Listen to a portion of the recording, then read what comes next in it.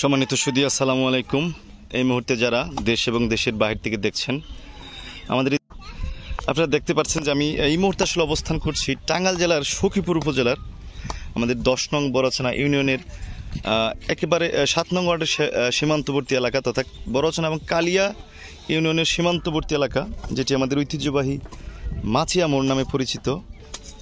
এই মোড়ের রাস্তার বেহাল দশা দীর্ঘদিন যাবৎ এখানকার মানুষজন সহ আমাদের এই বানিয়ারসি তথা কালিয়া এবং এই বড়ছানা ইউনিয়নের মানুষজন এই রাস্তাতে সেই বানিয়ারসি আড়াইপাড়া বা নয়াপাড়া সহ মল্লিকবাড়ি সহ এই রাস্তাতে অনেক লোকজন যাতায়াত করে থাকেন, কিন্তু এই রাস্তার বর্তমান যে বেহাল দশা রয়েছে এই বেহাল দশার থেকে আসলে মানুষ মুক্তি চায় এবং আমরাও চাই।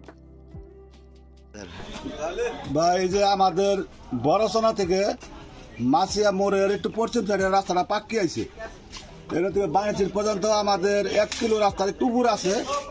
এই রাস্তাটা 16 বছর ধরে নেতারা আহে আর যায়, কয় রাস্তা কইরা দেবো কইরা দেয় না। এবার করে আওয়ামী লীগের নেতারা 16টা বছর খাইছে।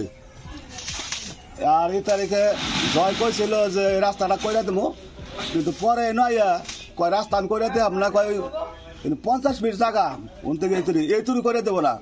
বক্তব্য দিতে হয়ে গেছে বিল্লাল নেতা নয় গেছিল মাইসার, কয় তুই যদি দেয়ার আর বাঁচতে রাস্তা তুই দেখা, আমি দেখাম না।